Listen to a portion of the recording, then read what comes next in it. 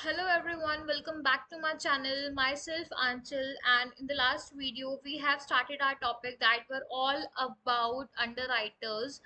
So now we have to do the factors affecting the growth of insurance sector in India. I have taken here three factors that are very much important to know. You all can add some more points that you all like and can search on the Google. So the 3 points that I have mentioned, my first point is inflation. Inflation का मतलब क्या होता है? महंगाई. ठीक है, अब देखो, इन्फ्लेशन के टाइम पे क्या होता है, मेरे मेडिकल चार्जेस इंक्रीज हो जाते हैं, जो भी मेरा हॉस्पिटल का जो खर्चा होता है, हॉस्पिटल में जो मेरे ट्रीटमेंट्स होते हैं, उनकी जो कॉस्ट है वो इंक्रीज हो जाती है. ठीक है, तो ऑब्वियस है उस टाइम पे मेरे जो इंश्योरेंस की डिमांड है वो बढ़ जाएगी. ठीक है, क्यों? क्योंकि जो नॉर्मल पीपल हैं वो इतना बड़ा अमाउंट पे ही नहीं कर पाएंगे. तो जब मेरा रिस्क इंक्रीज होगा तो ऑब्वियस है मेरा इंश्योरेंस भी इंक्रीज होगा. एग्जाम्पल ले लो, at the time of Covid हमारा सबसे ज्यादा इंश्योरेंस बिका था. ठीक है, इंश्योरेंस सेक्टर ने सबसे ज्यादा ग्रो किया था कोविड के टाइम पे. तो more insurance that means more revenue, that means my business will grow more. ठीक है.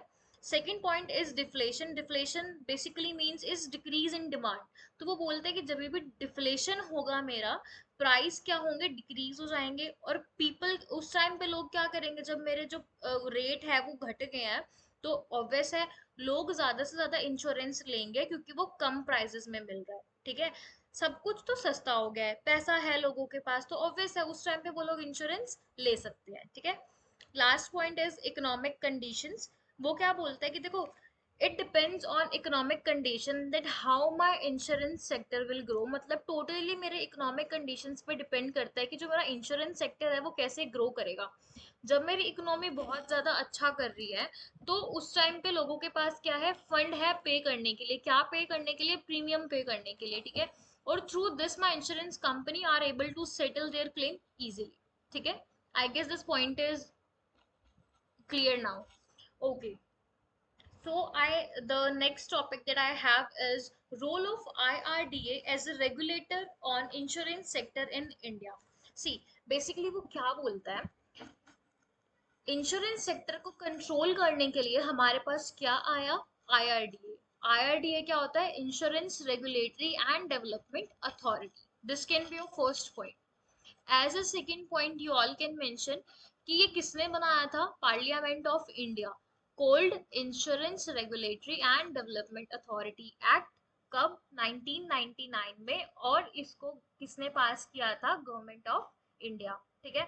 Third you can write is इसके हेडक्वार्टर्स कहाँ है? हैदराबाद में.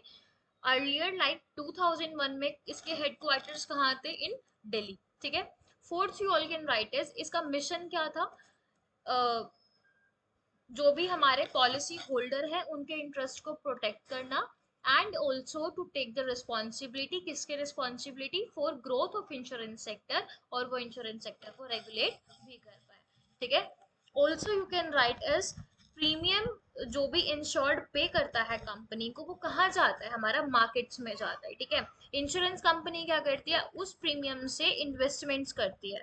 ठीक है, और उसी से कंपनी को क्या मिलता है? रिटर्न मिलता है. तो insurance company do not have. और हाँ, एक चीज जो we all have to take care is, insurance company को राइट नहीं होता कि वो आईडीआर को परचेज कर ले. ठीक है, दे कैन ओनली बाय और invest their money in bonds और डिबेंचर्स. ठीक है. This is all about like the role of IRDA as a regulator on insurance sector in India. Wait on. Next I have is role of IRD. Basically its objectives. तो वो क्या बोलता है, देखो, basically इसको मैं अभी थोड़ा सा सम अप करके समझा रही हूँ. As we have read about underwriters, तो सब कुछ वही है. देखो, पहली चीज क्या होती है कि to protect the interest of policy holders, जो अभी हमने ऊपर पढ़ा है. ठीक है. कैसे? कैसे आप लोग, एक जो अंडर राइटर है वो इंटरेस्ट जो है, जो भी मेरे जो पॉलिसी होल्डर्स हैं उनके इंटरेस्ट को कैसे बचा सकता है? By not charging high premium amount. ठीक है, और उनके साथ फ्रॉड ना करके. किन के साथ? मेरे इंश्योर्ड के साथ.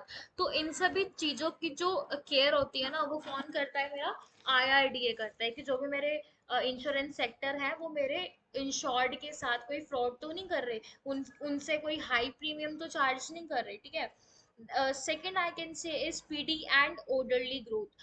देखो, with a very good speed insurance sector को ग्रो करना चाहिए, बहुत ही एक अच्छी स्पीड के साथ मेरे इंश्योरेंस सेक्टर को ग्रो करना चाहिए, ठीक है। अकॉर्डिंगली, किसके ऑर्डर के अकॉर्डिंगली? मेरे आईआरडी के अकॉर्डिंगली। जैसे ही आईआरडी ऑर्डर देता है मेरे इंश्योरेंस सेक्टर को उसी स्पीड से काम करना चाहिए और ग्रो करना चाहिए, ठीक है।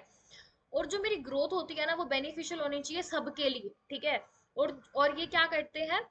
फंड प्रोवाइड करते हैं लॉन्ग टर्म के लिए, ठीक है। मतलब इंश्योरेंस सेक्टर में एम क्या होता है आईआरडीए का, कि वो लोग फंड प्रोवाइड करें लंबे टाइम के लिए ताकि मेरी इकोनॉमी की ग्रोथ हो जाए, ठीक है। ऑल्सो और क्या करता है आईआरडीए? मेरे हाई स्टैंडर्ड्स को प्रमोट करता है, ठीक है। मतलब देयर इज एनी सेक्टर, मतलब कोई भी सेक्टर होगा ना उसका एम क्या होगा कि इंटेग्रिटी हो। इंटेग्रिटी का क्या मतलब होता है? ईमानदारी। वो क्या बोलता है कि एक फेयर डीलिंग होनी चाहिए, ठीक है। फाइनेंशियल साउंडनेस होनी चाहिए, तभी एक जो मेरा सेक्टर है वो ग्रो कर सकता है। अगर मेरे सेक्टर में ईमानदारी नहीं है, फेयर डीलिंग नहीं है, फाइनेंशियल साउंडनेस नहीं है, इसका मतलब वो ग्रो ही नहीं कर सकता, ठीक है। तो इसका अथॉरिटी, यहाँ पे अथॉरिटी का क्या एम है कि जो भी मेरा फंक्शन है ऑर्गेनाइजेशन में वो मेरा इंटेग्रिटी बेसिस पे होना चाहिए, ईमानदारी के बेसिस पे होना चाहिए। और क्या रोल हम लिख सकते हैं कि insure that customer receive correct information, ठीक है। लाइक मैंने अभी इस पीपीटी में there are different points but the explanation that I am giving you, you all can write that side by side और make a temporary notes and you can just write down the headings and just write a little bit of the explanation as an hint so that you can get later on when you would be reading your notes. So we were on the point like they should provide correct information to the customers. अगर देखो मेरा insurance जो है वो एक accurate information provide कर रहा है मेरे कस्टमर्स को, ठीक है, तो वो बहुत ज्यादा इफेक्टिव रोल प्ले करती है। अगर आप खुद सोचो इंश्योरेंस सेक्टर आपको करेक्ट नॉलेज नहीं प्रोवाइड कर रहा है तो वो बहुत ज्यादा कॉम्प्लिकेटेड होगी और वो किसी यूज की भी नहीं होगी, ठीक है। तो जो भी इंफॉर्मेशन है जो भी इंश्योरेंस कंपनी अपने कस्टमर्स को बता रही है वो क्लियर होनी चाहिए, वो करेक्ट होनी चाहिए, किसके बारे में? About the product and the services, ठीक है। और कस्टमर्स को अवेयर कराना चाहिए कि हाँ उनकी रिस्पॉन्सिबिलिटीज क्या क्या है, ठीक है। Also we can write is speedy settlement of genuine claims. वो क्या बोलता है कि देखो इंश्योर्ड ने कार का इंश्योरेंस कराया है, ठीक है, और उसकी जो कार का एक्सीडेंट हो जाता है तो जो क्लेम है ना वो जल्द से जल्द सेटल हो जाना चाहिए, ठीक है, एक प्रॉपर एक अच्छी स्पीड के साथ। तो आईआरडीए काम करता है कि वो ये फ्रॉड वगैरह प्रिवेंट कर सके, माल प्रैक्टिसेस ना हो, ठीक है। और वो इंश्योरेंस सेक्टर पे अपनी आईज बना के रखता है।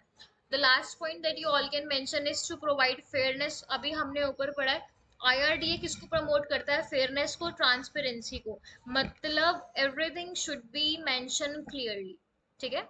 In my financial market that is dealing with the insurance, मतलब कि RDA used to promote the fairness and the transparency कहाँ पे? in my financial market where the dealings of insurance is going on. So with this we have done with our first unit of fundamental of insurance. Hope so everything is clear to you. Thank you for watching.